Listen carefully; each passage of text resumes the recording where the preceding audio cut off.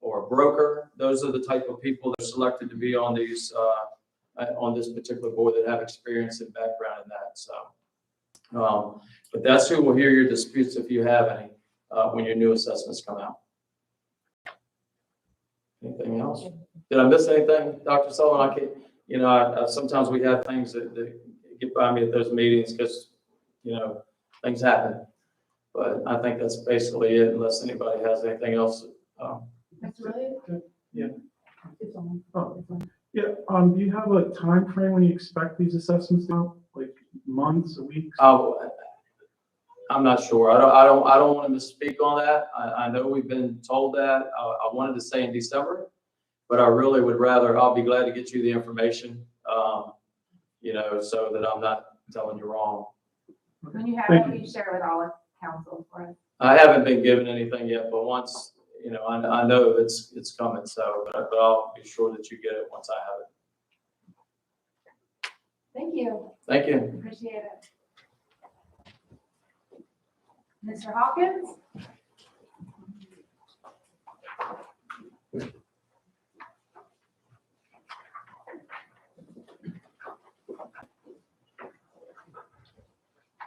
Mic's working, right? You gotta pull it up towards you though. There you go. Better? Yeah. All right, I think some reports are getting handed out right now. I'm not sure how we did it, but we are presenting the audit in November, which is pretty incredible. I mean, it feels like I probably wasn't standing here. I think I'm maybe sitting there past, but not that long ago, like March maybe. So, you know, I was very impressed with the job that Lisa and the town staff did to get ready for the audit. To give you a little bit of background, so like, you know, at least since I've managed the audit, the town has always had consulting help to get ready for the audit, to do year-end procedures and things like that. And I think this was the first go around where they took it upon themselves to do all the necessary year-end accrual adjustments, things like that are required to get ready for the audit. And they did a great job. And I'll kind of elaborate a little more on that later. So I guess everyone does have a copy of the report at this point. Great. So as I normally do, I don't normally do any type of a PowerPoint presentation or anything. I kind of just flag some pages in the report that I think are you know, most relevant to look at for this year, certain changes, things like that I want to point out. We did also send a separate management letter, which I'll go over that as well. So without going any further, let's start with page 1, which is where we've got our auditor's report. And it is once again unmodified opinion, which means that the financial statements that follow this report can be relied upon. It means that they're materially correct based on the work that we did as auditors. One thing you'll see on the second page is there's a paragraph that talks about an accounting standard change that was new for this year. It was GASB statement number 84. One big piece of GASB statement 84 is that, you know, the school board has what's called school activity funds, and these are and for you guys, you just really have the one school, or it's really just one bank account. And you know, they have a bank account that they use for their different programs, clubs, things like that, and that's their school activity funds. And we do that audit during the summertime when they get done. It's a cash basis audit typically, but that now, because of this standard, it's kind of addressed the fact that really this should be captured as part of the school board's financial statements, since they really have you know, governance over those funds. The other piece of it is that now the town didn't used to have any agency funds, but if you're familiar with any governmental financial statements, there's always been what's called agency funds that certain cities, counties, and towns have. And up until now, that the town didn't have any of those. Really, they're fiduciary funds is what they're called, but an agency fund is a type of fiduciary fund, or at least it was until now. Now they have to be called custodial funds, and you all actually do have a new fiduciary fund that's a custodial fund that was inserted into these financial statements this year. Really, it's through the school board with the governor's school.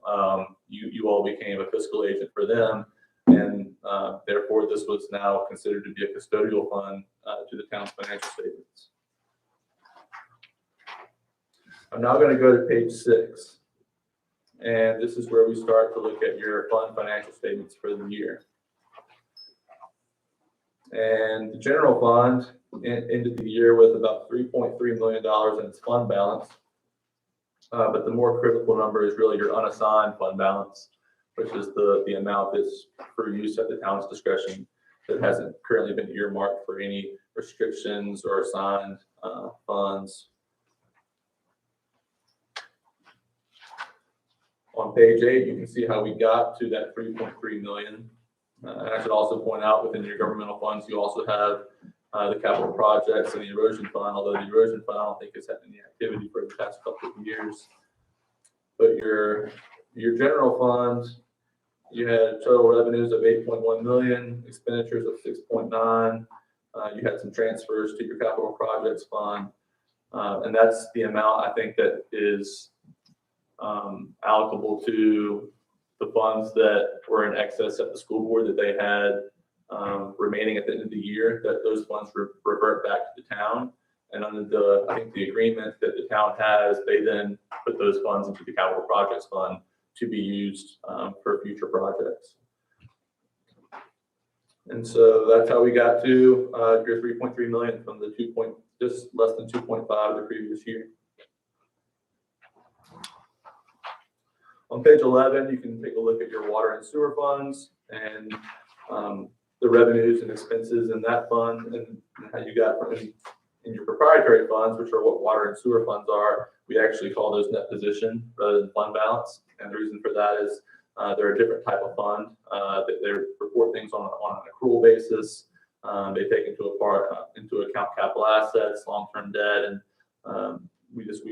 by nature of the standards, we call those net position rather than fund balance. And your water fund increased just shy of $400,000 from about 3.2 to 3.6 million. Sewer fund increased a little over $300,000, 9.4 to 9.7. On page 14 is where you can see page 13 and 14 is where you can see the new statements for that custodial fund that you are now a fiscal agent for the Northern Neck Regional Governor School. This happened during the year, which is why we didn't have to create a restatement for beginning net position, because you all did not have those funds at the beginning of the year. It was only maybe even towards the latter part of the year that this started.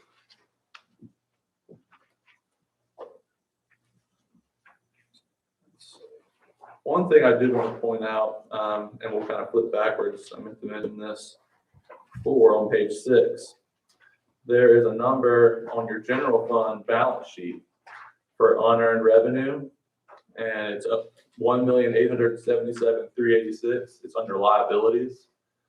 That is your ARPA funding that you all received probably on the last day of the fiscal year and had not spent that money yet, and so therefore it's now, I'll just in layman's terms say, it's being parked in unearned revenue rather than in recognizing the revenues since you haven't spent the funds.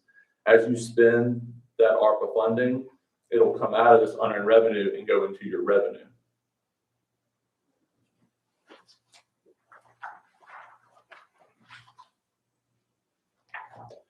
I'm going to jump way far ahead now to page 80. Just to kind of quickly, this is the school board's, which is presented as a discretely presented component unit for the town. This is where you see the funds for the school board, and traditionally they've always just had the school operating and cafeteria, and now there's a new column on both Exhibit 24 and 25 for these school activity funds, and you can see, this is where they have about $116,000 in their bank account. And that will also agree back to the audit that we do for them separately as well. Jumping ahead again to now page 90, which is where we get to the part of the report where we have to report any findings, things like that, that are required to be reported. There is one that has been there since we started doing the audit that is not there any longer. And we've given you guys a finding for having to make audit adjustments, and sizable ones, and not just sizable, but quantity, the number of journal entries. And when I say that, when we start an audit, you all go into your accounting system and you guys provide us with what we call a trial balance. So basically, but this is our set of financials, audit them.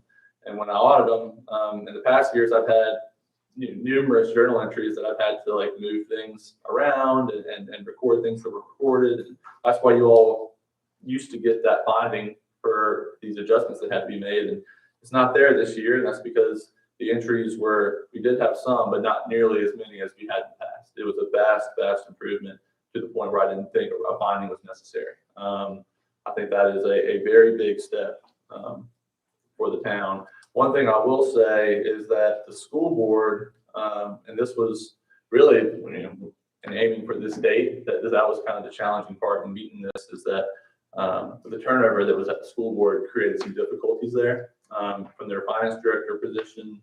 And then also, I think even when we were doing our field work, I think that was maybe even the week that the superintendent may have been leaving. And but in the couple of weeks before that, I kind of had a bit of a idea that it could be a problem. And I kind of, I think I had a Zoom call with the superintendent and the finance person, who I think is now maybe still helping them remotely, and kind of just sounded the alarm that you need help, you need to go get help. And they did that, and they got some consulting help to get their financials ready for us to do audit, to audit them. We were only able to do a little bit while we were here doing the town. A lot of auditing the school board had to be done in the weeks that followed. But I do think that the consultant that they hired did a very good job of helping them out.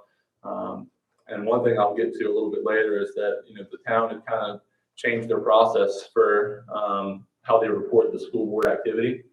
And this is kind of identified in my management letter as something that I think needs to be improved, is that in previous years, the school board's cash is really at the town. It's what we call a pooled cash. You share a bank account, and when the school uses money, it hits their funds, and when the town uses it, it hits theirs. But you're always cognizant of, this is the town, this is the school board's. And while that cash was still being identified, the revenues and the expenditures were all being kind of posted to one account. And when that happens, the school board's still trying to record their things, but it's important to compare those two still.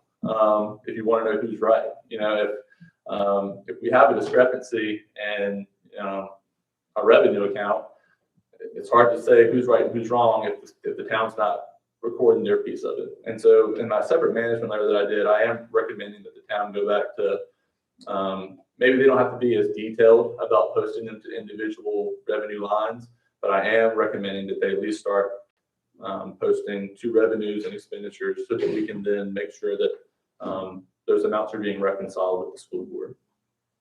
And sorry, I feel like I've gone a little bit back, but that, needless to say, still that finding that I mentioned before is now gone for doing journal entries. What the finding that is still there that was there in previous years, and it's tough to get by for you all, is the segregation of duties finding. It's still worth trying to pursue avenues to get around that in the future, in terms of compensating controls, maybe additional staff to help do things that would separate, functions that would contradict each other from a control standpoint. And we do have one federal finding that's new this year. For our federal, the town receives over $750,000 in federal assistance annually between them and their school board. And so that requires a single audit when you receive over $750,000. And so we have to pick federal programs to audit to get to a certain threshold that meets the government's requirements. And for you all, I think we have to audit 40% of your federal revenues. And one of the programs that we chose this year was, you all had some USDA loan grant programs. And one of the requirements of that program is that you all need to create a debt service reserve. And I do not believe that you actually have to create a separate bank account. From the inquiries we made with the person at USDA or Rural Development, USDA, sorry. I think it's as simple as council doing a resolution to authorize creating this reserve amount within the town's accounting system, and then the town making an adjustment to move the amount that's in the cash on their cash account on their balance sheet, moving it to this newly created reserve cash account for the amount that's being that would be in the resolution that's required for the debt service reserve. So that should be a very simple way to not have that be a problem in the future. But it was something that, it wasn't done, so I just felt like we did have to, report that finding. So those are all my points from the report. I will now also touch on the management letter, and I do apologize. I feel like we probably only have one copy of that. It was in an envelope with you all. I have sent Lisa a PDF document of this, so more copies can be distributed. But I'll just briefly go over. I think I have 4 or 5 items. The management letter is separate from the audit. It's a separate document that doesn't affect our audit opinion, but we use this just to communicate things that we think are internal control improvements. One was during the year we noted that for property taxes, your camper trailer, which is an element, I'm not sure if this was new this year or not, but that type of property tax was supposed to be billed at 32 cents per $100 of assessed value. Or excuse me, that was billed at 32 cents per $100, but it was supposed to be $3.20 per $100. The town did catch that during the year, and they did supplemental bills to correct them. But just from an auditing standpoint, we noticed that it wasn't done correctly the first time, and just wanted to make the town aware that to be cognizant of when you're doing those property tax levies to make sure that they're accurate, to avoid having to do any supplements or abatements. The second item is on invoice approvals. The town has started to do a lot of approving bills to be paid electronically. You can utilize, I think, your accounting system to do that. That's one of the, I think, the perks of the admin system is that when a bill is in there for payment, the town, whoever department or town manager or whatever can go in and click the buttons to approve it, and then now the town can pay it. From an audit trail, I love being able to pick up the invoice and see, okay, they approved this. This is a great payment. Instead, it wasn't like that because it was happening electronically. So we'd have to, someone I think had to maybe look over someone's shoulder and show them, hey, this is where this got approved. This is where this got approved. We're recommending that when that does get approved electronically, that a print screen, print something that kind of can then attach to the invoice, so that it just has that audit trail, so that when someone goes behind you, they can see that it was approved. This is one that I think I touched on earlier. I don't know that I need to go too much more into it. This was the item on posting the school board activity on the town's accounting system. And like I was saying, I do think that you need to make sure that you're posting revenues and expenditures so that they can be reconciled with what the school board has on their accounting system. Utility adjustments. We kind of were looking at the utility billing process, and we weren't sure. We do believe that utility adjustments, like to customer accounts, are being reviewed and approved periodically and accurately. We think that currently there's nothing to like a signature or initial on a document to show that it's happening. It's one thing to say it's happening, but it's another thing to prove that when someone signs a document and initials it and dates it, that you've done an adjustment to someone's utility account that's appropriate. So that's one recommendation we have is making sure you're documenting those utility adjustments and that they're being approved by an independent person from that process and management. And the last item is on school board expenditures. They were in excess of their budget, appropriated budget for the year in their school operating fund. And so we identified that within our letter as well. But really, I mean, their revenues were in excess too. So it was a thing where they got more money and they spent more money, but it's important to appropriate for both of those things. Hey, I got this new grant. And okay, I got this $200,000 new grant and we're going to spend these funds. So yeah, I'm not going to go in the hole, so to speak, but it's still appropriate for these monies that we know we're gonna get and spend. So that concludes my points for this evening, and I'd be glad to answer any questions that you all have. I have a couple things. One is that I just wanted to, recognize the relationship between the unassigned fund balance and the bond rating. And I know we have, Mr. Archie with us, but those things are, related, my understanding, and that's a good thing. Also that the water and sewer accounts are now appropriating a percentage for savings, to, maybe asset replacement or upgrade to those account balances in the past were operating either, very close lined, it's not creating a sort of account savings over a period of time. But the school finance issue is something we've been discussing about collaborating with the school, bringing school finance more in town finance department. We've been in discussions with them, especially in this transition time that they are in right now, that maybe that would be an improvement to the process and the communication there. No, I think that is and I haven't talked about that tonight because that's more, at this point, it's probably more of an FY22 issue. I think we got to a good place in 21, but that is when you think about where FY22 is and how there's no finance director at the school board and no superintendent. That's not a usual thing to see. Yeah, okay, yeah, there's an interim, but I don't think that there's anyone in-house though from finance. I could be wrong about that, but it's definitely, something So to have as at the we are forefront. improving our town side process and getting more efficient, I'm really proud of our finance department this year this is really the first time I've seen an audit presented ahead of schedule. And so that's, due to hard work and also the knowledge base that you've been through this a time or two. Yes. At this point, and it's showing, your experience is showing, so I appreciate that. I don't have any other questions at this time. Of course, we'll have more follow-up with you throughout the year, and hopefully maybe it'll be a little bit longer before we see you next time now that we have it on the schedule. Sure. Faithful. Okay. Anything else?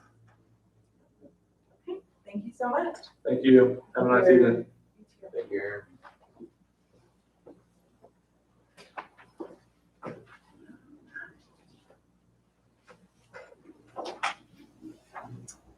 Moving forward, we have citizen input.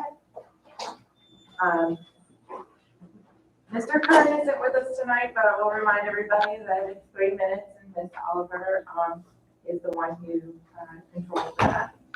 And so with that, we will open up for citizen input. I have Dr. Lisette Montalvo. Good evening. In a few minutes today, Davenport team will present an option to refinance the debt of this town. Total 6.5 million plus 200K, 6.7. If I got that correctly, you will make it better. I am not opposed to the refinancing of the debt. We may need that. But what I am opposed is refinancing the debt and having a blank check to be used for whatever extraneous spending that is not the town's priority. It has been very clearly understood from the people that the town's priorities are wastewater management and rainwater management. To me, there has been a lot of issues with the budget and the way the town is being managed, irrespective of what he said. And thank God for the clean audit, but we are not on that track for next year.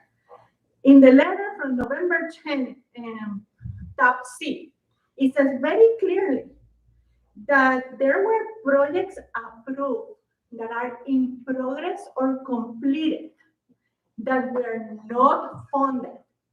I repeat, not funded in the amount of $845,000.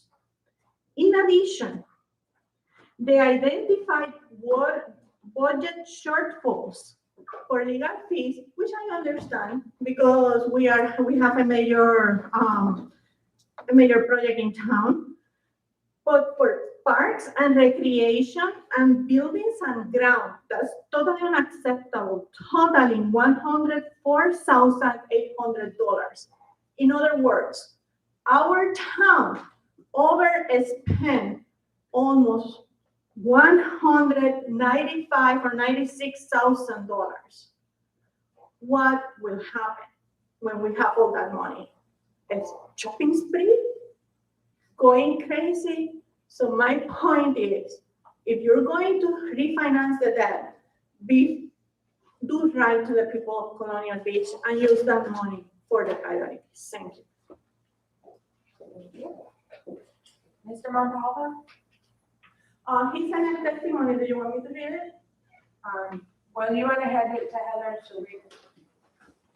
Or you can read it, I don't.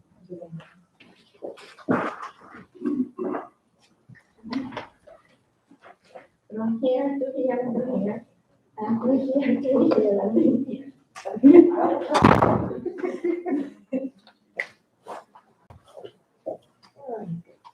Okay, Santiago wrote in, good afternoon. Why is the town council discussing taxing the people of Colonial Beach before even understanding what the money will be going to?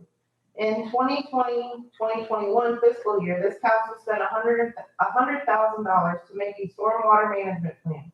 However, where is the plan? As far as I know, there isn't any. Instead of figuring out what this town actually needs and what it would take to actually manage stormwater drainage, this council wants to start discussing how to tax people.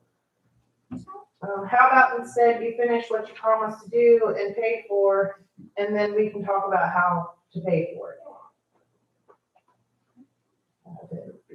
Mr. Sherby?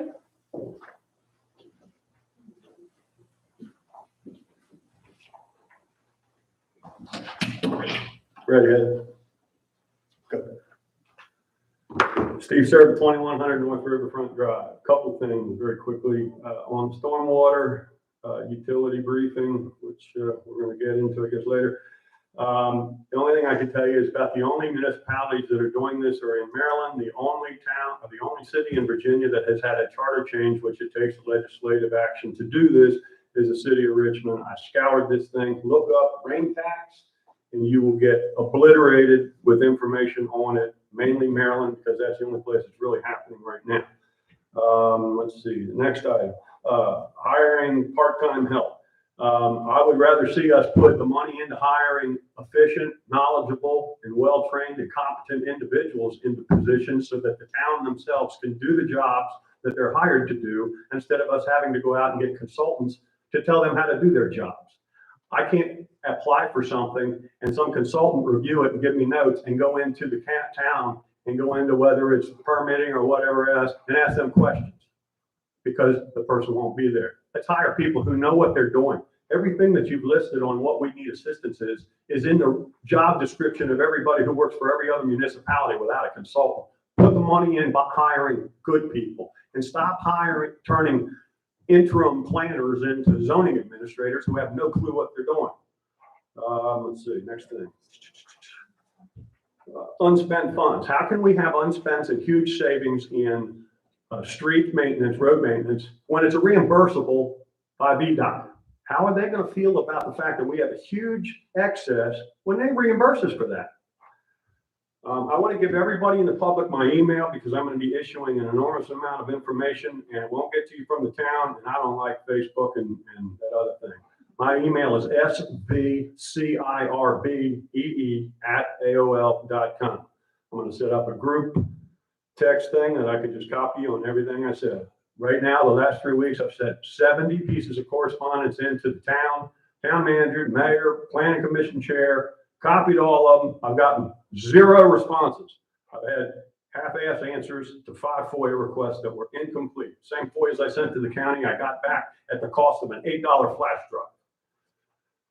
Let's see. Oh, thank you. By the way, I'd like to say you're welcome for me and my son taking my big lift down onto the boardwalk after the storm, during low tide, before high tide came in on Friday, to get all the large chunks of crap that were floating in the river so that they wouldn't float back out and be a marine problem.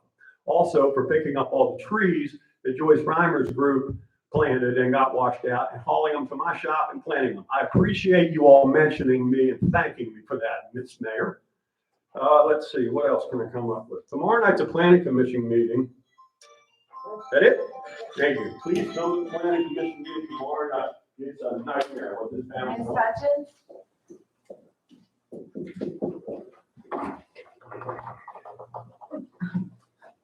Okay. Good evening, Sherry Hutchins, Lossing Ave. First of all, I'd like to welcome the 2 new council members. Good luck. Also, I would like to thank the person or persons that donated money for Christmas lights to decorate Colonial and Washington Ave. We desperately needed them. Every Christmas I'd drive down that road and I'd be like, why can't we do something here?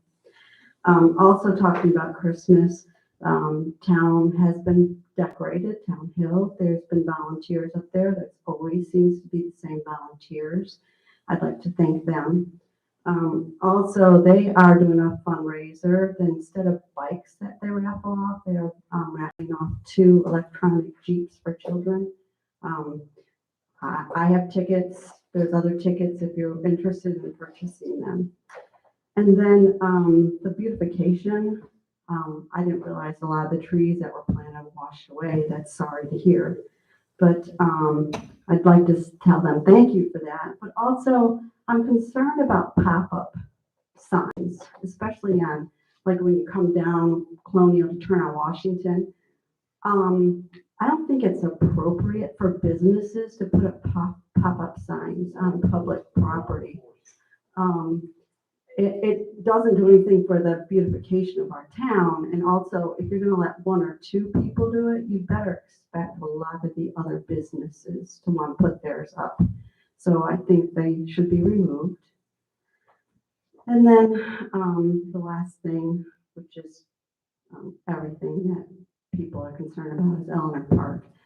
My feeling is, if it's not going to benefit the people of Colonial Beach, but cost us, because if that grant goes through, who does the maintenance on it? I'm sure our taxes will have to pay for that. And I don't think that should be the case. I think we should make money off that property. And if that means putting a trailer camping park back there, that's what I'm for. And then also a vaccination clinic at King George Middle School Friday evening for 5 to 11-year-olds. I do not think you need an appointment. At least I can't find that. Before it was just a drive-through. So if anyone's interested, I have to be there at 4:30 to set up for vaccines, and it goes until 8 that evening.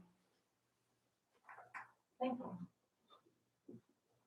Is there anybody else? I don't have anybody else signed up. Okay. Moving forward. Yes. Okay. Next up is Davenport.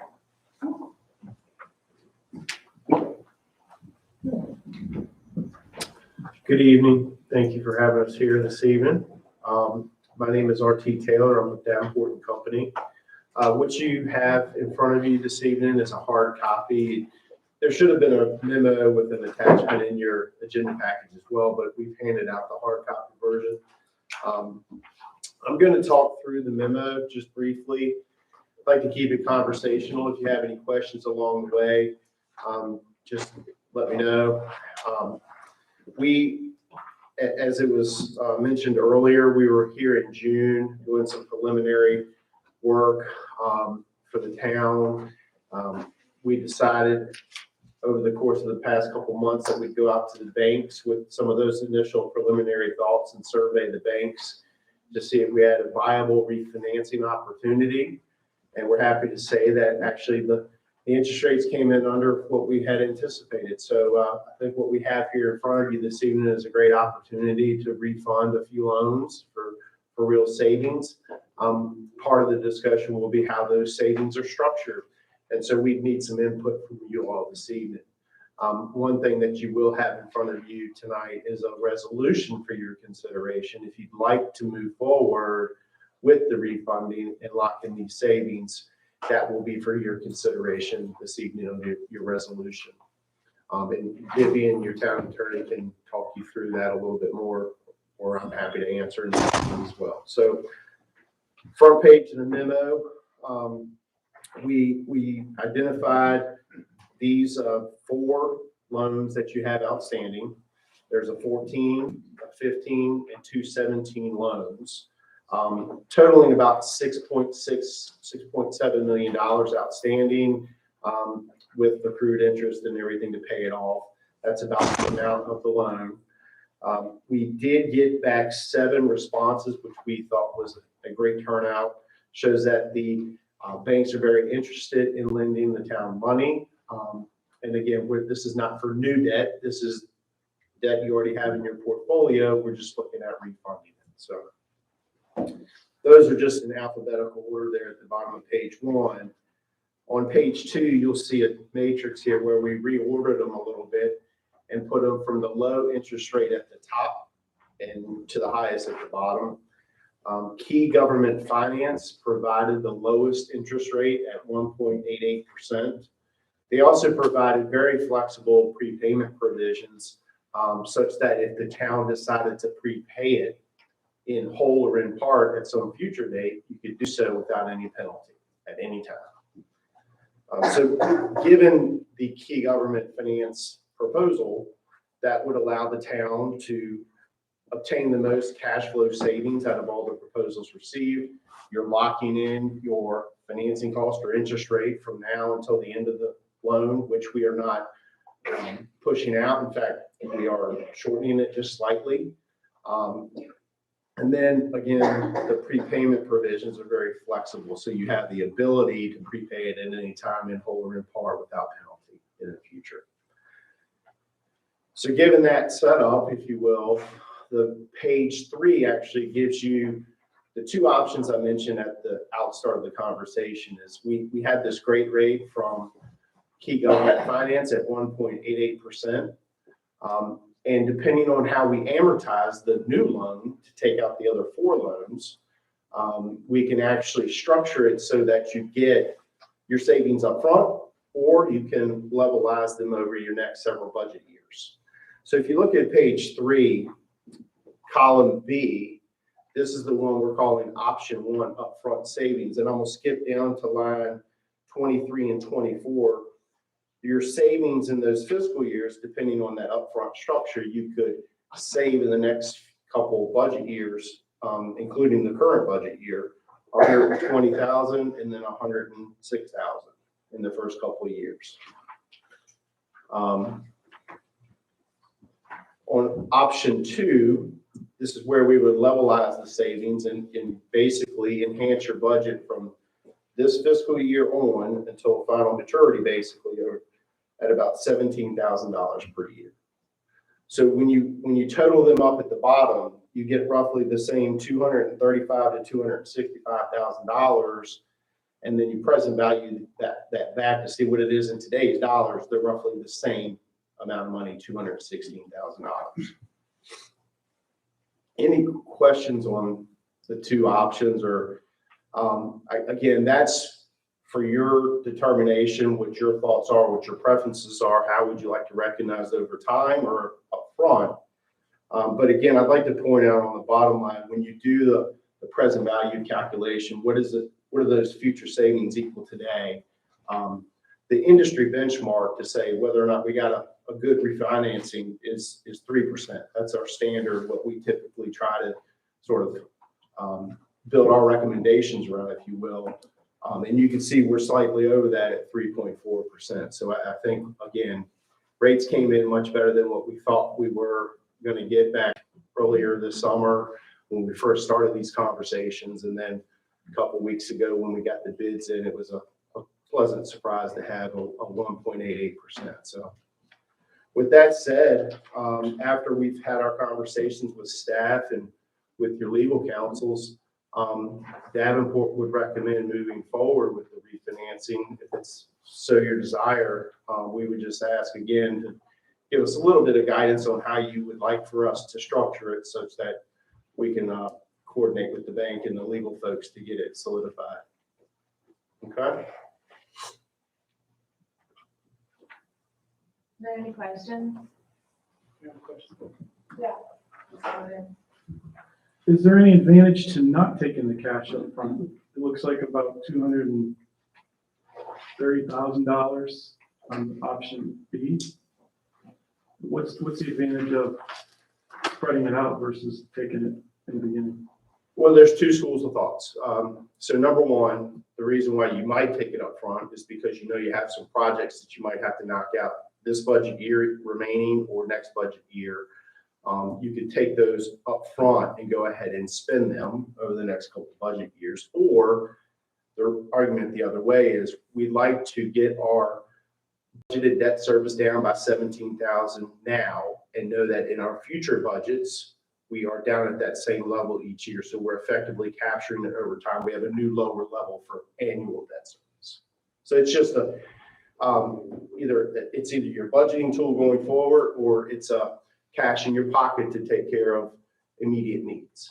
I think one prioritizes improvements, capital improvements, which we've identified in our priorities, and the other ends up kind of in your general operations, long term. So it would reduce your budget, your debt service budget annually. And to your point, that could end up getting absorbed in your operating budget or potentially used toward debt service on new capital projects or pay-go.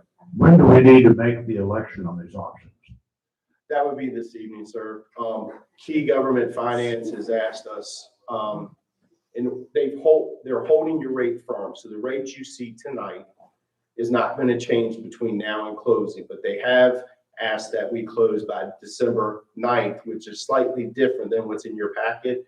After discussing with legal counsel, it was determined that maybe another week for closing. So we asked the bank for a little bit of flexibility there. They had originally said by December 3rd. So the new closing date would be December 9th. But again, your rate is held firm as of tonight, and that's why it's being presented to you in the form of a resolution. We coordinated this on the front end of the process, so this is not a surprise. It was anticipated that this would be the meeting at which we would ask for your formal consideration. Ms. Jacobs, Ms. Rouse, do you want to walk through the process of what happens as far as if the savings happens? There's still an appropriation process, there's still a resolution to assign it, things like that. Right, so there would be another vote for the closing, so there would be a final, approval and closing. But with respect to the funds, is that your question, Madam Mayor? So if you take the savings up front, that could impact how much you've appropriated already for the year. But although if you're realizing those savings on the front end, they are likely in your budget already because you budgeted for debt service, but only a small portion of that, not all of it, because your current debt service reduction would be in the $17,000 range. So if you have additional funds and if you wanted to spend those, yes, if you, depending on your total budget number, you would have to either one, vote to approve the project that you would then be selecting or electing to use those funds on.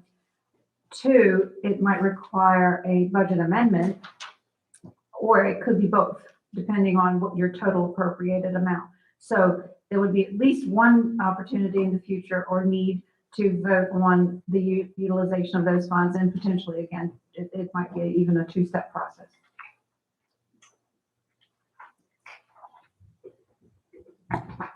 I don't have anything to add, but I can also share that we've kicked this back and forth with the CFO, and we discussed both options. I think the preference from our CFO would be to move forward with the savings upfront versus in future years. Lisa, you can chime in if you have anything else.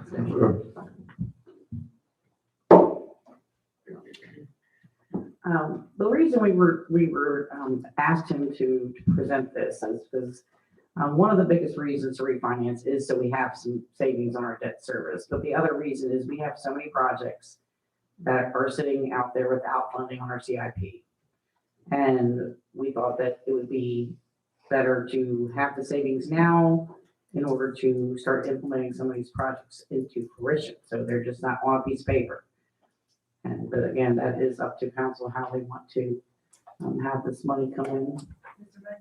Well, if it's appropriate for motion, I'd move that we exercise option one. Is there a second? Second. Okay, is there further discussion? So option one is on the table at this point. Do we need Vivian to read in the resolution? Because So the motion on the floor, I believe, would be on the election or the selection among the alternative options. I would then need a separate motion to approve the resolution and the agreement, the bond purchase agreement that is provided in your packet. Those can be voted on together, so that could be, I'm going to call it a block vote, but so it's fine if you do those together, but those would need to be approved. But I don't think that was included in the original motion. We just need to get Right now, it's just discussion on option one or two. Then we will do the motion to accept an agreement. And for the audience, option one is the savings up front, right? The cash into our accounts up front. Right. The difference being over a course of 25, no, how long? I can't count. 40 minutes, 17 years. Approximately $30,000 over 17 years. But equal time you compare it as. Equal by the time you compare it out. Well, $1 different. That's pretty close. Option one is $1 less. Okay, is there any further discussion on option one? Yes. I just wanted to say, I support option one, but with the stipulation that we can assure the people of Colonial Beach that this will be put towards infrastructure, because that's their primary concern from all people that I've talked to over the last several months. Thank you. So that would come in that appropriation process that Vivian explained. So that would be down there. I don't think there's any objection. Madam Mayor, Yeah. I do want to add one thing so everybody's clear. All the money that these savings, it's not just general fund money. This is money that is also some of this financing is in the water utilities. So there will be stipulations on, if you're talking infrastructure that's mostly underwater and sewer, then the savings might be lower on that side or higher on general fund or vice versa. And the funds would need to stay in the appropriate department. Correct. Well, like I said, that would be part of that appropriation process. Yes. For them to be presented based on the category that they were saved at. Yes. Okay. Seeing, no more discussion. Do I have you want me to do a roll call or okay. All in favor of option one? Any opposed? Okay. So now we will read in the resolution 5221, which is authorizing the issuance of the general obligation funding bond. And Heather, I don't have the resolution. It's the whole agreement?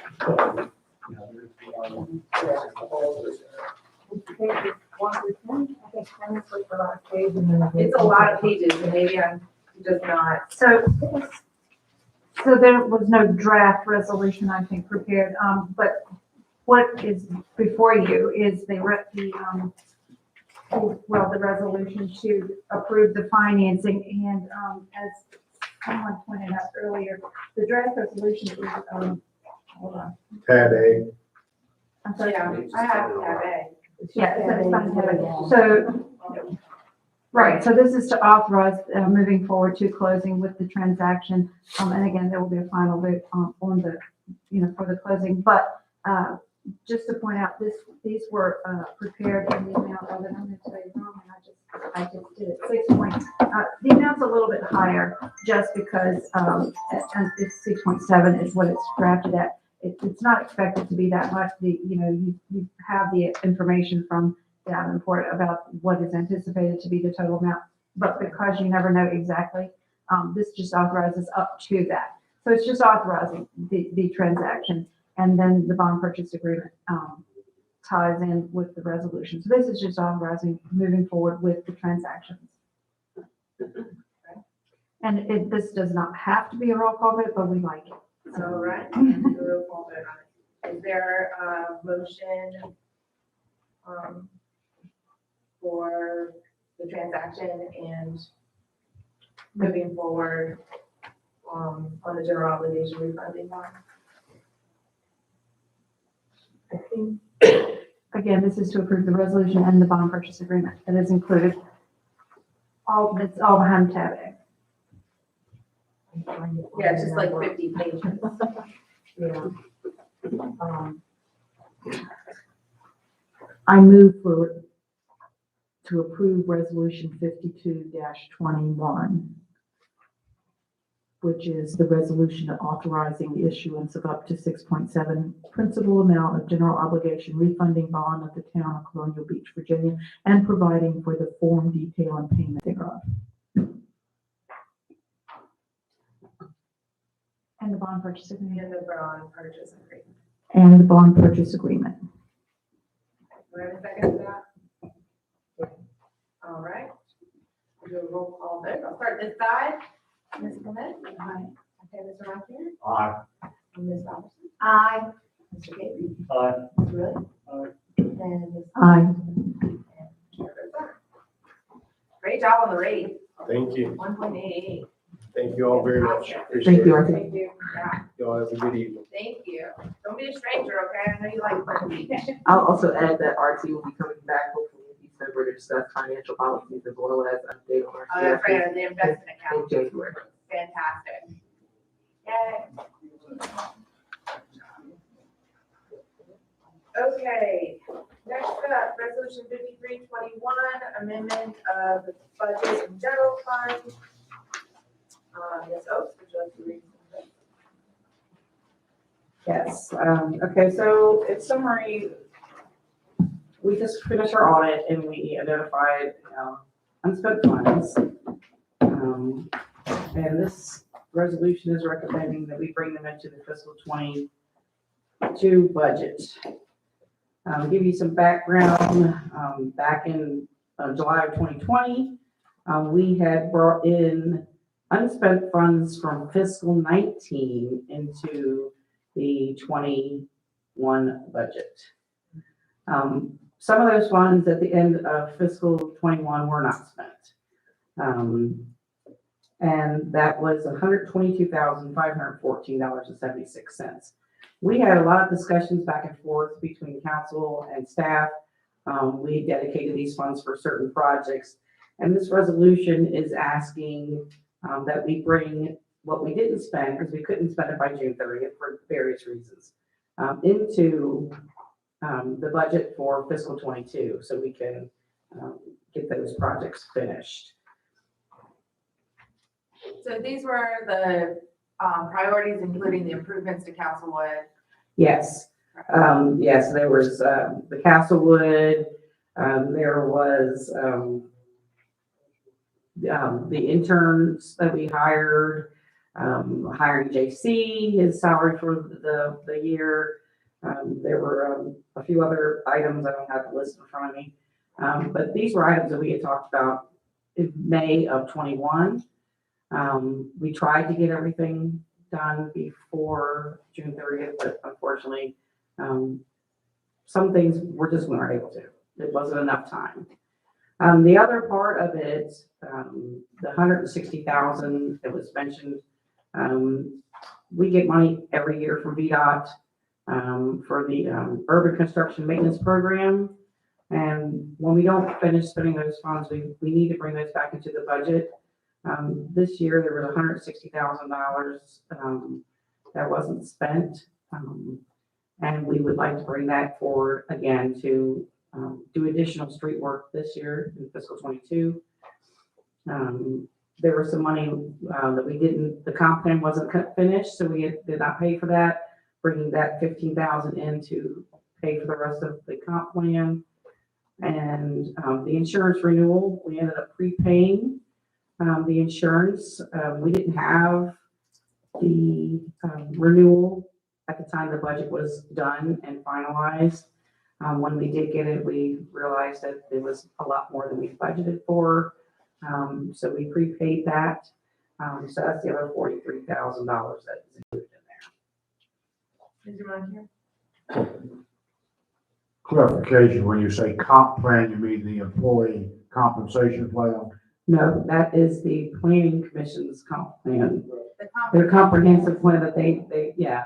It was not finished, so it wasn't sent to the printer to be done.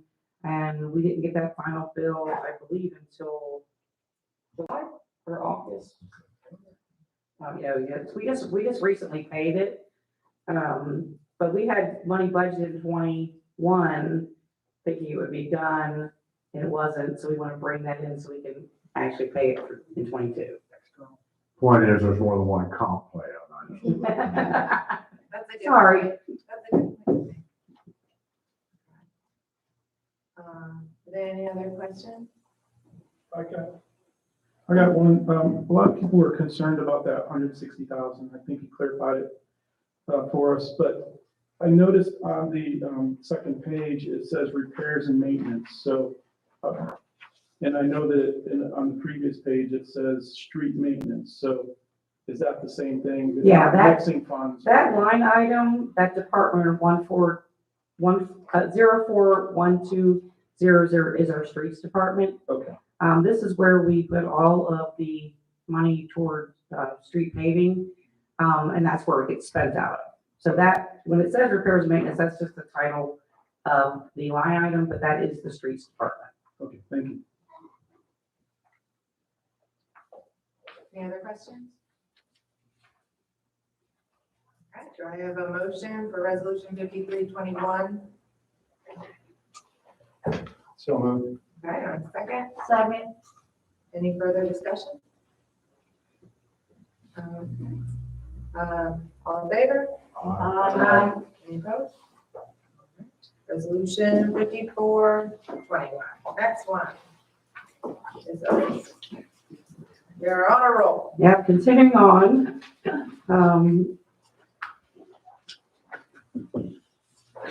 We're recommending for this one to bring another $209,000 into the fiscal '22 budget for a variety of items. I just want to point out that we had $855,000 surplus from fiscal '21's budget, if you look at the financials. We had some projects that got approved or some that are in progress that we have talked about with council. Council has given the approval. And we also identified a few budget shortfalls. One is our legal fees, Parks and Rec, and Building and Grounds. And the Parks and Rec is, it was a new department. So the budget they were given for fiscal '22 was quite small. And, we asked Mr. Duke to do a lot more things. And so we need to give him a little bit more funding to pay for that. And it's really only like $5,800 we're giving to Parks and Rec. The Building and Grounds, we have found, partly due to COVID, we've had to have a lot of increased costs for porta johns, for cleaning supplies, for any janitorial stuff. So at the beginning of the year, when they had to make their purchases to buy all the toilet paper, paper towels, cleaning supplies for the bathrooms, and the additional please hear, please? Be respectful. Thank you. And additional items that they have to do for additional cleaning. The budget is just not gonna cover everything. So we are asking, for quite a bit of money to go back into building and grounds to maintain the bathrooms and it's just cost, things. The other thing on there is, this issue has come up a couple of times with VRS. I put it on there. We're obligated to pay the first of contributions that weren't paid back in 2007. So we would like to have that money, to get that resolved. It's been a long time. And they've been reached out to a few times. It's been brought to a previous town manager's attention. I don't think it ever got to council, but this money would looks like to take care of that. It's $14,706.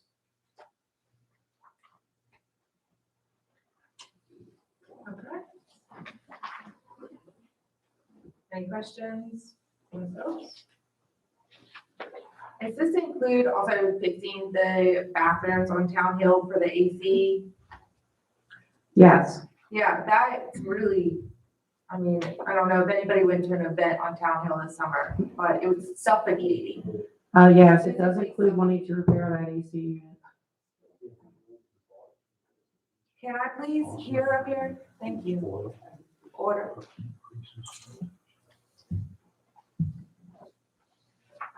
Okay, any other discussion? Do I have a motion? Resolution 5421, amendment to the 2021-2022 budget. So moved. Do I have a second? Second. Any further discussion? All in favor? Aye. Any opposed? Moving on. Establishment of personal property tax relief rates for the year. Mr. Schaefer?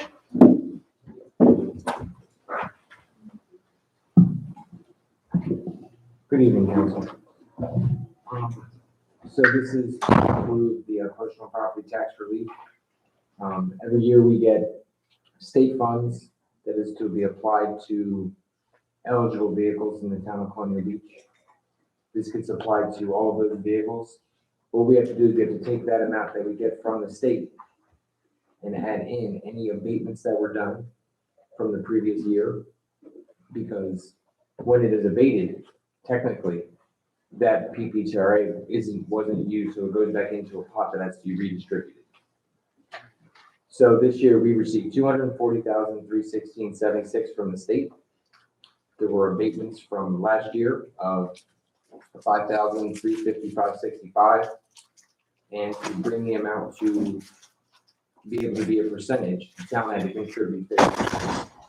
That is a total PPTRA of $245,672.91. This was divided between all vehicles that were eligible for PPTRA. This gives us a PPTRA rate of 36.615 for 2021. Any questions? Right. Is there a motion for resolution 5521, establishment of personal property tax relief rates for the tax year 21?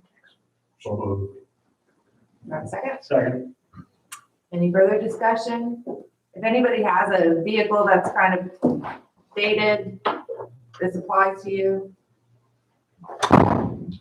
This applies to any vehicle or any assessment of the vehicle that is $20,000 or less.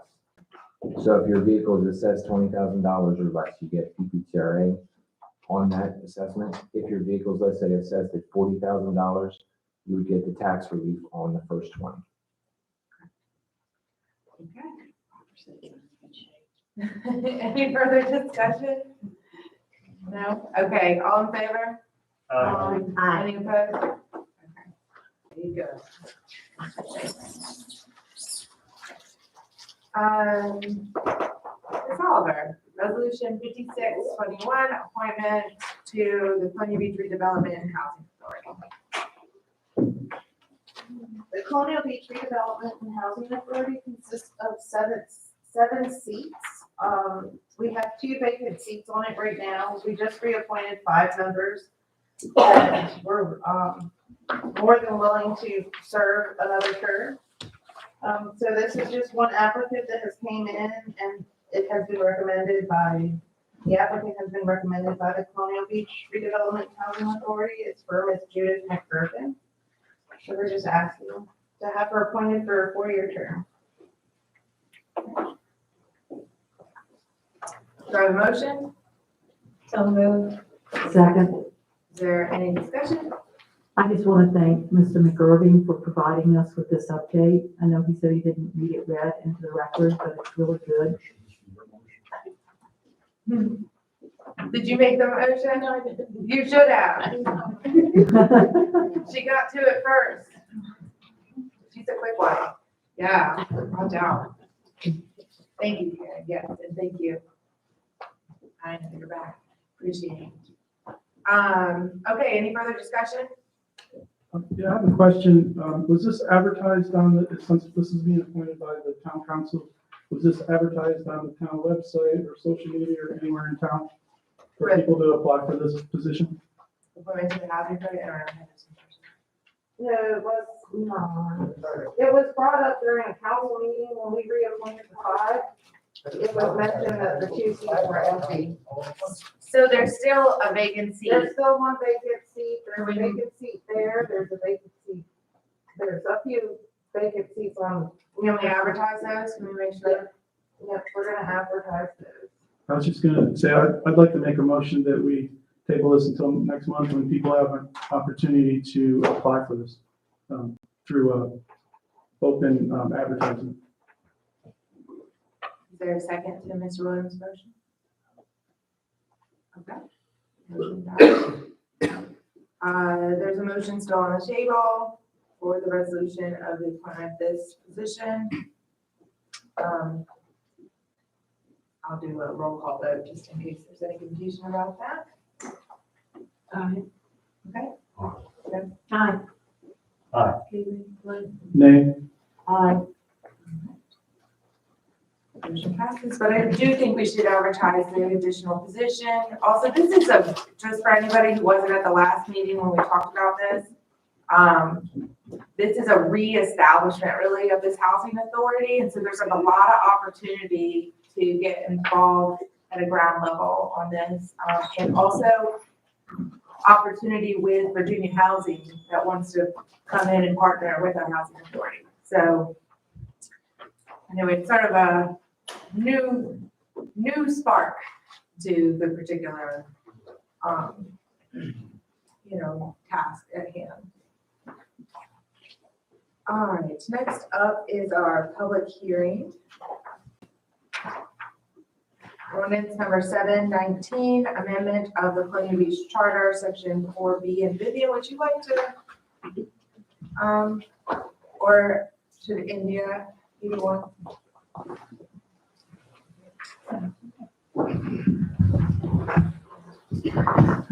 Bringing back this item, as we embark on recruiting for a new police chief, our consultant with the Association of Chiefs of Police brought up to our attention the opportunity to for the charter change to make this position a little bit more competitive, as well as in some instances depoliticizing the position and have that position report directly to the town manager.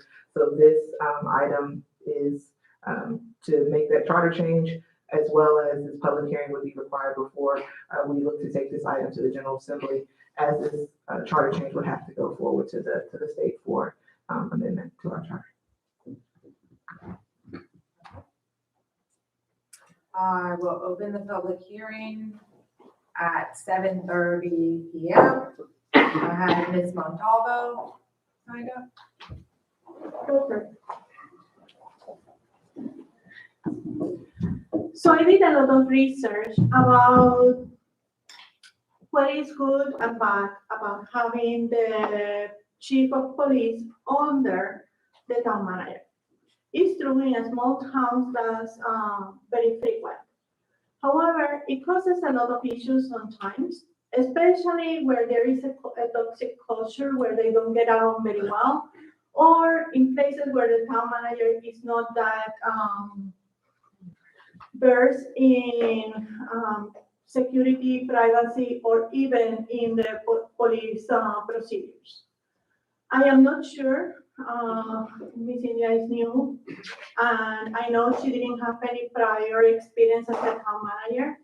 So my recommendations are that she is sent to training, that she actually provides reports, police reports in every one of her briefings, and there is full transparency and cooperation with the police chief. And the culture of censorship and not letting people talk ends, and the chief of police is allowed to do his job, how he needs to do it, so our community can feel safe. Also that he can work with our community, how he needs to work with our community. Thank you. Yeah, Mr. Serby. Steve Sherby, 2100 North Riverfront Drive. Ms. Adams-Jacobs, I do appreciate you elaborating where the resolution wasn't real clear about the fact that this is just a vote to send it to the legislature. It is a charter amendment. We can't do it by an ordinance in here. I would like to, though, go back and look, because I did it myself, and the only change to our charter on a police chief has been in 2008, and our charter is well over 100 years old. What I have found when I researched this a little bit is that because the town manager basically handles the administrative procedures and the management and operation of the management, financial and this and that and everything, that side of the council's responsibility to the municipality, but also to the state, the Code of Virginia, and so on and so forth, that really does not have anything to do with the legal, the misdemeanor violation, enforcement, and so forth of the laws, which is really why chiefs of police have always been responding to the mayors and town councils. The mayors and town councils are responsible for, setting up the direction of our government. If we change any laws or makes any laws, they're the ones who do it. They empower the police chief to handle enforcement of those types of laws. I don't know what you want to call it, felonies, misdemeanors, whatever, that kind of law. Whereas the town manager is empowered to handle the administration and the governing of the staff and this and that. So the distinct power difference and the reason that they've been kept separate, not only in the town of Kelowna Beach's charter for over 100 years, but in numerous charters, most charters in the United States, is for that reason. You get a minutia, and we had this minutia in our last council with our last town council, or with our last town manager, our last police chief, and our last mayor. Okay, we don't need that. We don't want that. We need a chief who can stand on his own feet and come right in here to council himself instead of having to go through the town manager. We cannot have a hierarchy and a dictator like that handles everything. Those have got to be separated. And that's all I've got to say. Thank you. Thank you. I don't have anybody else signed up for the public hearing. Is there anybody else? We'll close the public hearing at 7:34 p.m.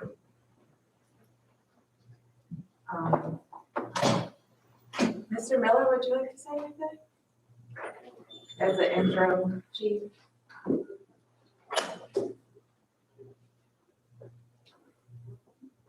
Madam Mayor, members of our council, good evening. I've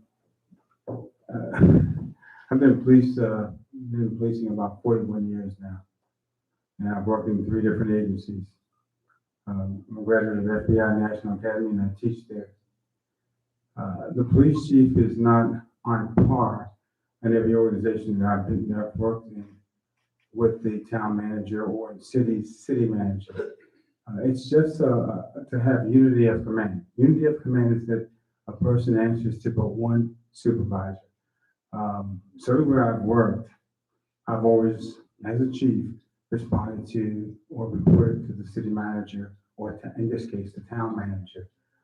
And everyone that I work with across the country that does this works for one supervisor. It's rather hard for the police chief to work for, in this case, 7 different supervisors So for unity of command purposes, and for order and maintenance, it's a little easier for the police chief to report to one person. Okay, thank you. Right. Also, I think the change in 2008 was this exact move, the opposite direction. So this change would put it back the way it was for 100 years, not different. Yeah, Mr. Munkin? Well, actually, our interim chief stole exactly the phrase I was going to use, which was unity of command. I see, like shaking his head, the two old soldiers up here, and I think agree with that. But the standard in Virginia is to have, this per day, the chief of police report to the town manager. And I think there's no reason that we should be the outlier on this. So I think it's an appropriate change in the charter.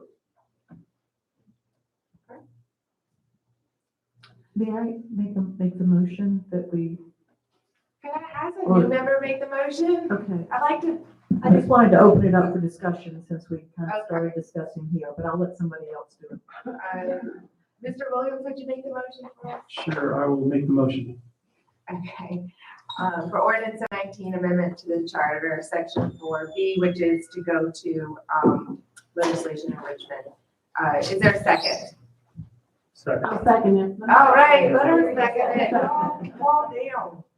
They're new, I'm trying to just, shake them in a little bit. Okay, now it's open for discussion.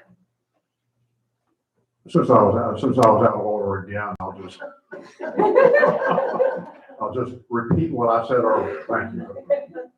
Fair enough. Dr. Sullivan, did you have it? Okay, Mr. Cavey? No, I was gonna say, as part of the discussion here, we're talking about a town manager here that has a wealth of experience.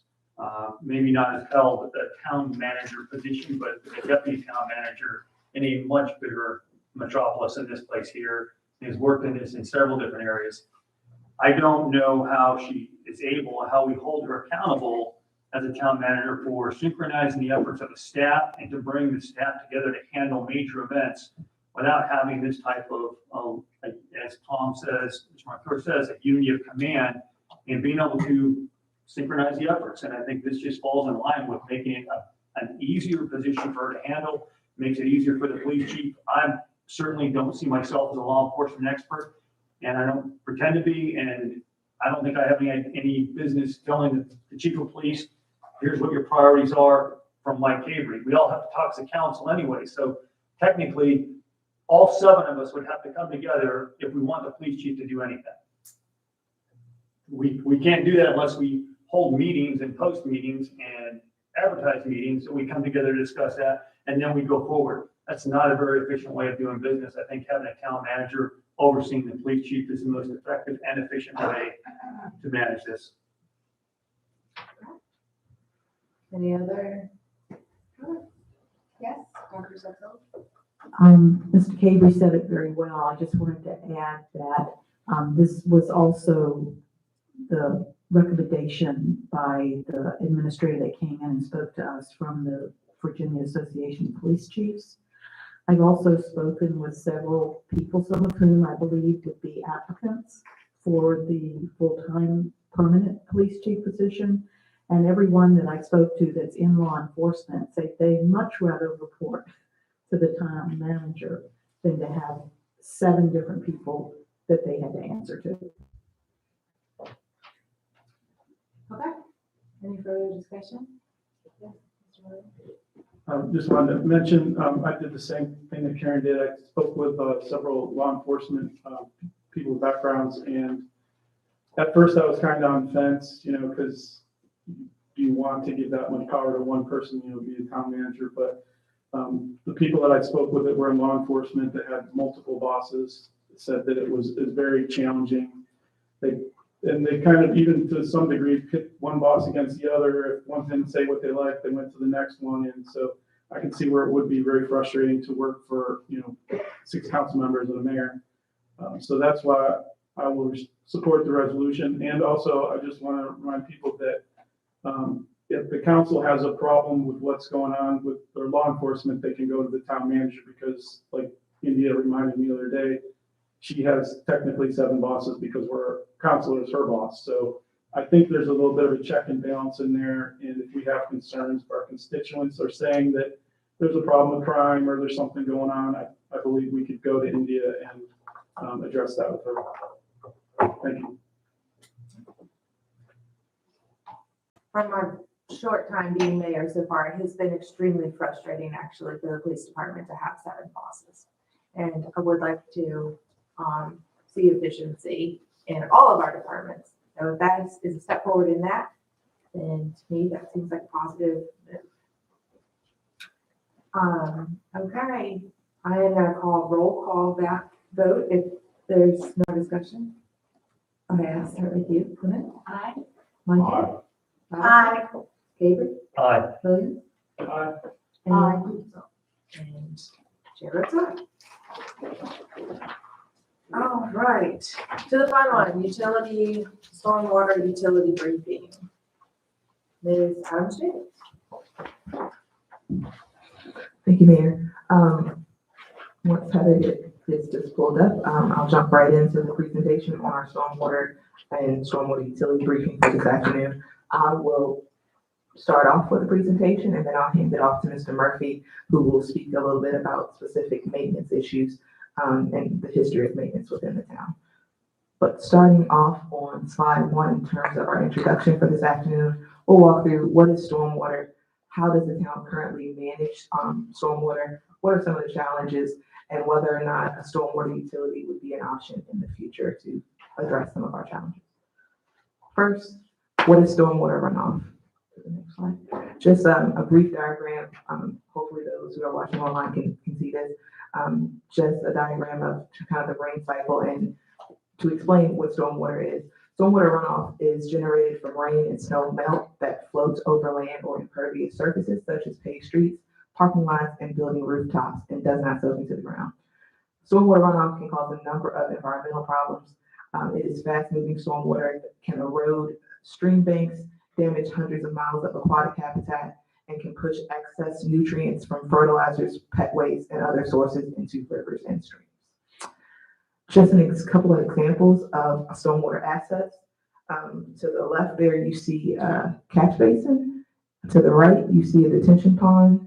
You see a dry detention pond and then a wet detention pond. You see a drop inlet that is graded, a head wall, a manhole, a ditch, a pedestrian inlet, and then a pipe. Moving on to some examples of some stormwater runoff that we have seen and captured in town. So we do know that there are some specific examples in town where we see significant issues during heavy amounts of rain when the ground gets really saturated. Next, how does the town manage stormwater? First, we do that through the site development review process, through floodplain management, and then through erosion control. What is the town currently doing? As we mentioned earlier today, town council prioritized stormwater management plan as part of the council priorities outlined in their meeting back in January. Again, at the council retreat, council further prioritized that by leveraging $100,000 towards from ARPA funds towards this issue, which we'll be planning for in 2022. We also work with the county on site inspection and then stormwater system operation and maintenance. What are some challenges? Overall, lack of maintenance causes water and quantity and quality problems. Second, there's some recent changes at the state via regulations that require enhanced management and water quality. And then third, the impact to aquatic wildlife, property, and road systems.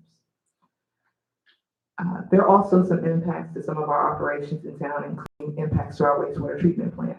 Over the last 2 years, the town has seen a significant increase in treating stormwater at our plant. Last year alone, we estimate that our wastewater treatment plant has treated over 200 million gallons of stormwater. Moving forward, I'll pass it off to Mr. Rob Murphy, our Deputy Town Manager and Public Works Director, to talk a little bit about system maintenance. System maintenance in the town currently is relating to a lot of our wastewater collection system inflow and infiltration. The the result of repairs to inflow and infiltration ends up having an impact upon tends to increase your ground level stormwater as we've been repairing. So in 2013, we did a classic shore drainage area. It was a project. It was about $3.3 million. And it was an I&I repair that actually increased the surface water runoff in that drainage area post-project.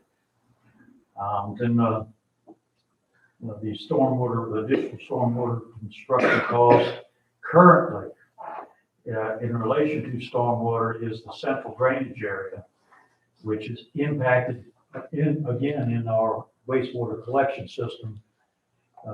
And that is estimated to be $2.1 million in construction and management, which is anticipated to happen beginning construction in October, November of 2022.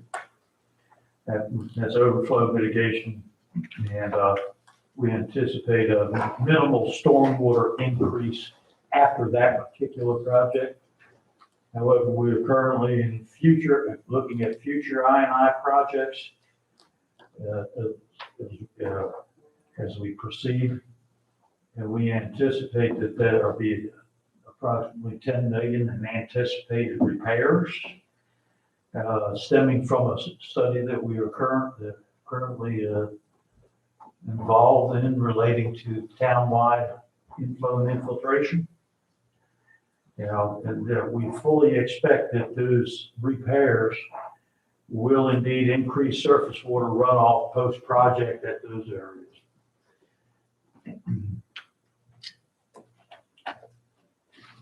So I also have new construction coming to that will be anticipated as a future project on the 13th, 15th Street through 15th Street. Stormwater impact, that would be approximately $2.5 million, and that's an estimate, strictly an estimate, and covering new construction. Go to the next screen. One of the things we've been doing as far as maintenance, the town currently has a significant number of what I call outfalls. They're actually where the pipe systems and ditch systems run out to, whether it be the Potomac River or Monroe Creek. There are, as you can see, these outfalls, whether you can see them or not, we currently have approximately 45 on the point alone. They're concentrated in a low-lying area, and they run the full length of the point, moving for the 4 main roads along there. Basically, you're going from the center out, with keeping about 45 at this time that they're on point. The stormwater management plan that was mentioned earlier, we intend to take the RFP around the first of the year. We'll certainly be identifying the challenges relating to stormwater management actions in that area, not to mention the rest. On the other side of town, you actually have a series fewer. So you'll be identifying your drainage areas in relation and what the appropriate answer is, what our remediation we can have done depending upon the specific drainage areas. Those considerations will certainly be in our stormwater management plan. Please be considered.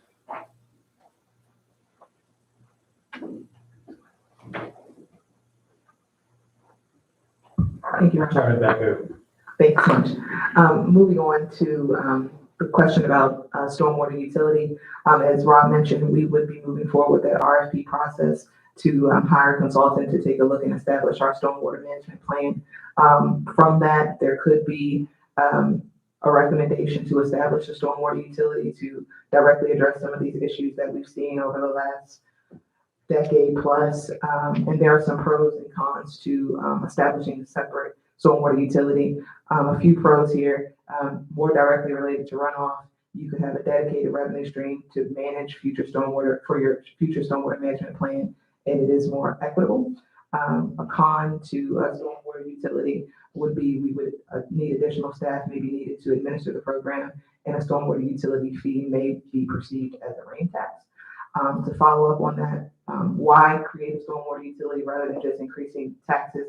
Stormwater utilities and user fees offer a number of advantages over property taxes. Governments all over the country are relying on user fees that are often a more sustainable use of revenues. Revenues from stormwater fees can only be used for stormwater related expenditures. So going to the point about infrastructure and dedicating some of our funds directly into fixing the infrastructure issues that we have discovered, that will be a specific use for those funds. Funding from general revenue sources face fierce competition each year through the budget process, and this would be a more sustainable use for revenues in the future. Also, property taxes are not an equitable means of collecting funding from everyone who uses and benefits from the stormwater system. Even though user fees are not tax deductible for individuals, businesses can deduct it as a business expense. So while we are not at the point of implementing a tax or fee or anything at this point today, just wanted to bring the potential pros and cons of the utility as we discuss this at length today. And I think that is all that we have at this point. Thank you.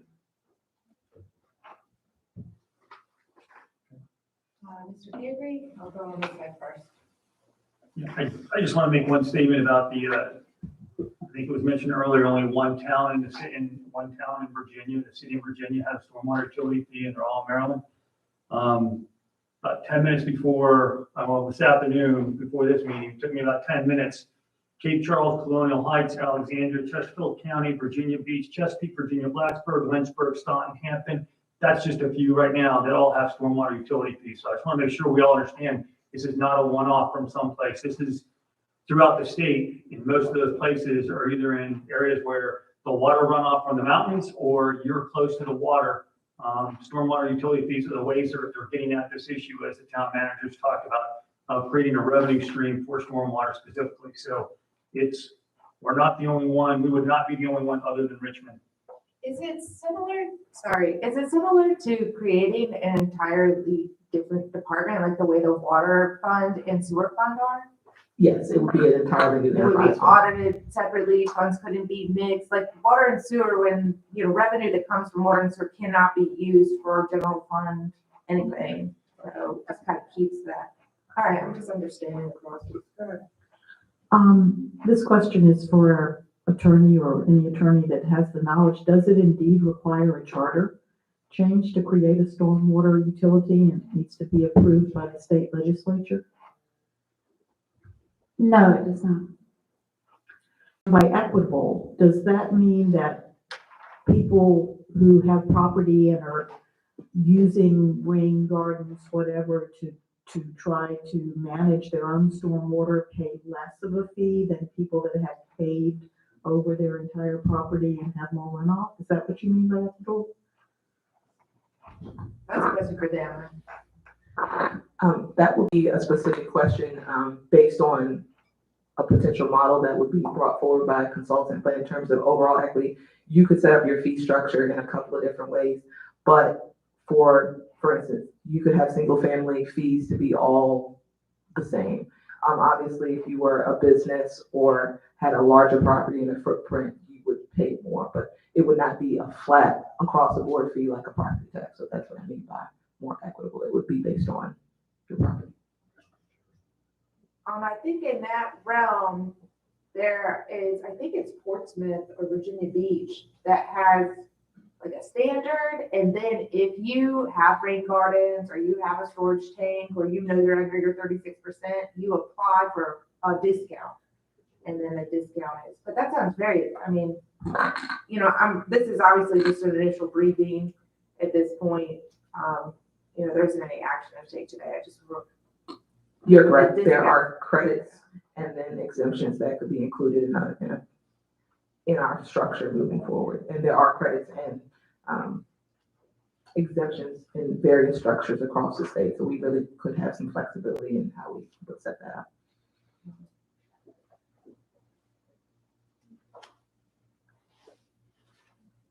Is there any other questions at this point?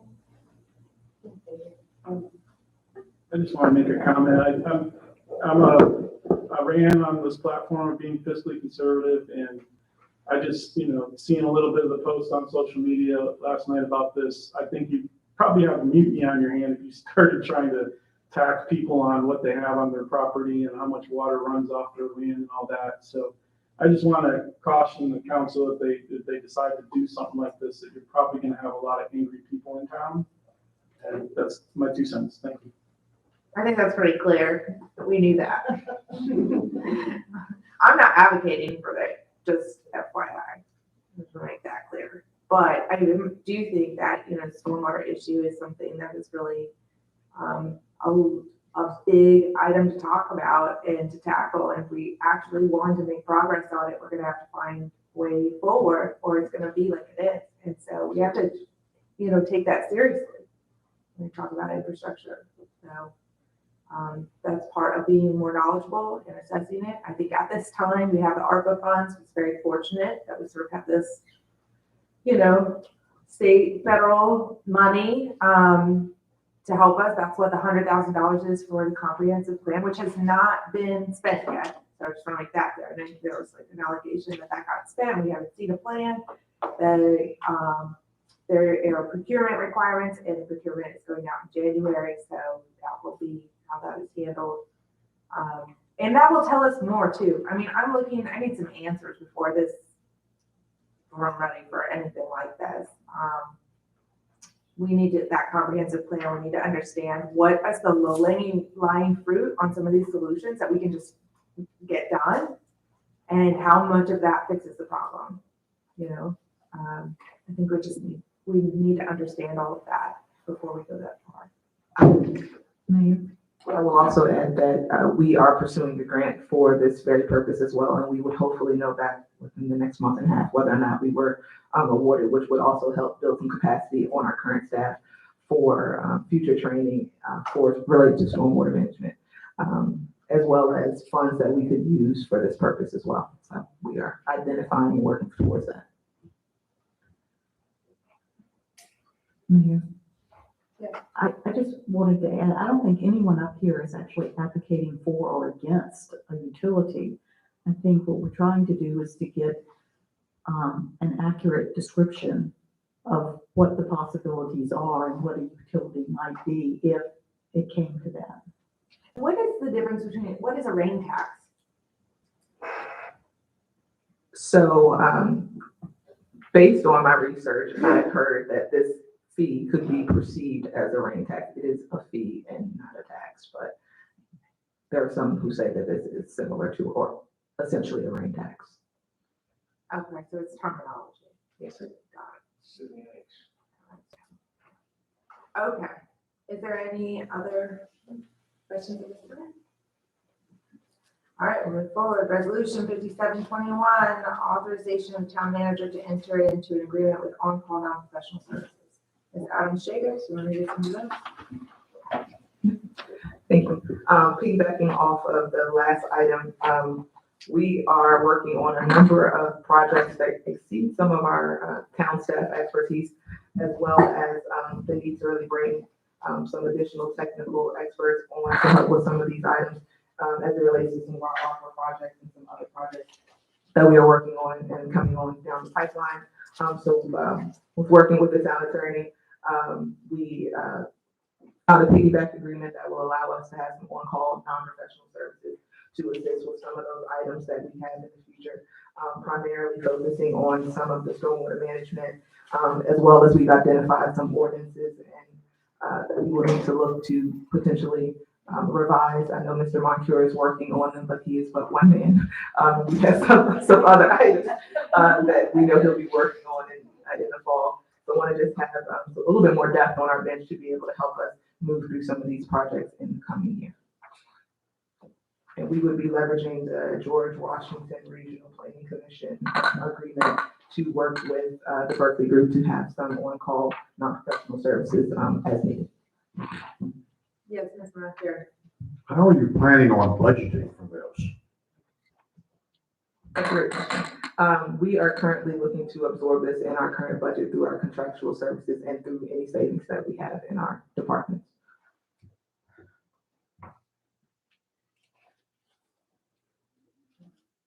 Any other questions? Do I have a motion for resolution 5721? So moved. Second. No. Okay, is there any further discussion? All right.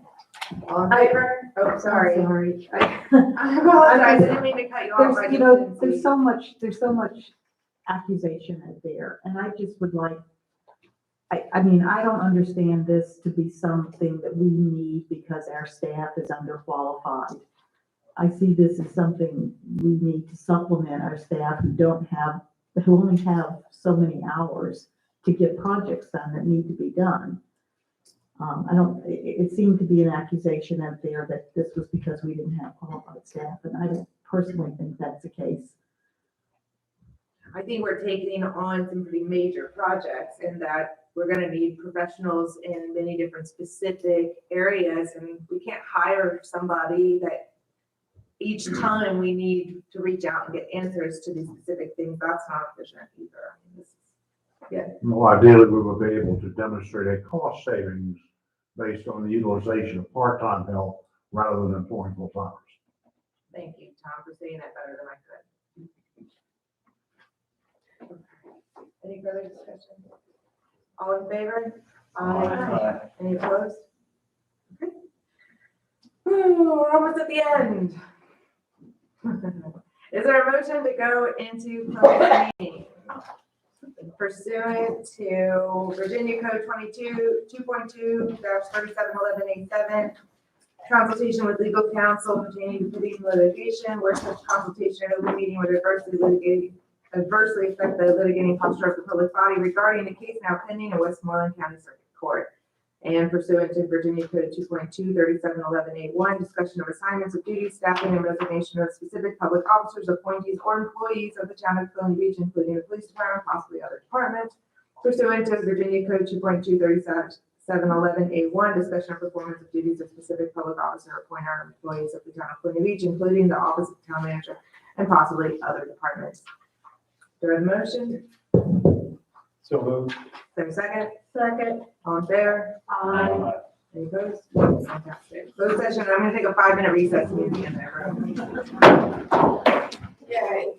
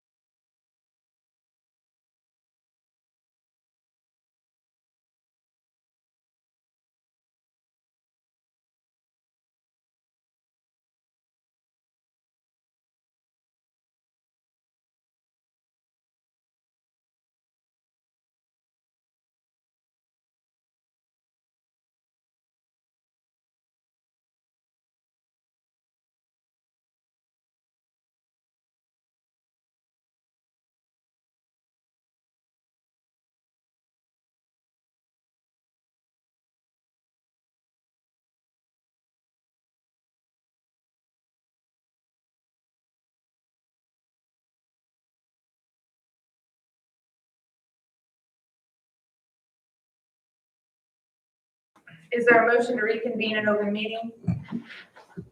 Oh, wait, we're missing Paul. Oh, sorry.